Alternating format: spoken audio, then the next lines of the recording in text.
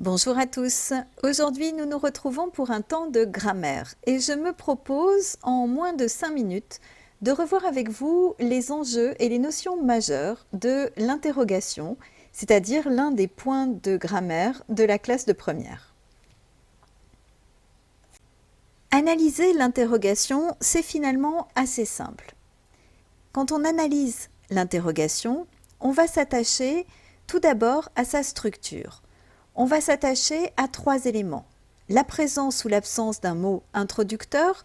Vous voyez ici 2 phrases. La première, où vas-tu, présente bien un mot introducteur, où, et la deuxième n'a pas de mot introducteur.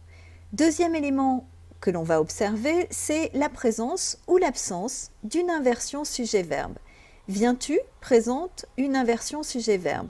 Au contraire, tu viens ne présente pas d'inversion sujet-verbe. Le sujet et le verbe sont dans leur ordre habituel, on dit canonique, et dans ce cas-là, l'interrogation est portée tout entière par le point d'interrogation à l'écrit ou par l'intonation à l'oral.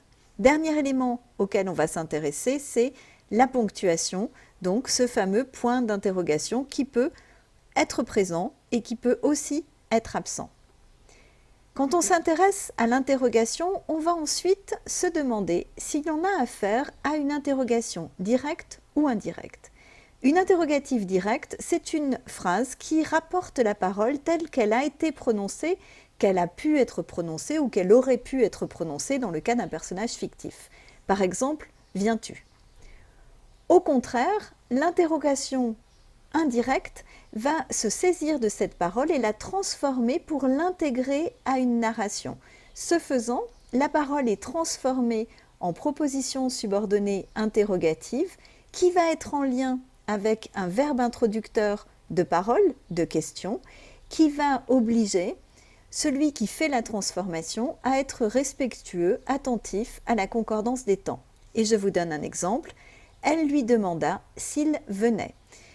J'ai donc rajouté à la phrase précédente une narration, elle lui demanda, dans laquelle vous pouvez reconnaître le verbe demander, verbe introducteur de question, et j'ai transformé viens-tu en s'il venait, c'est-à-dire en proposition subordonnée interrogative.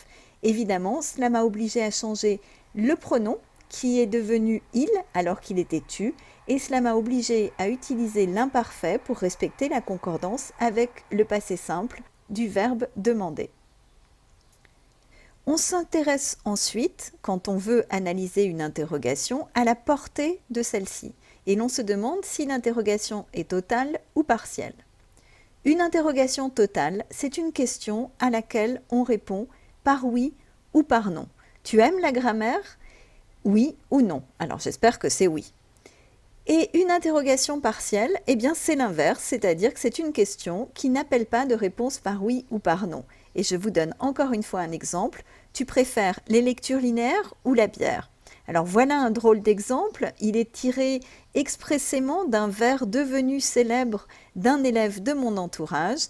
Je profite de cette occasion d'ailleurs pour saluer cet élève. Et comme j'en ai terminé avec ce point sur l'interrogation, j'en profite également pour vous saluer et pour vous souhaiter une excellente journée.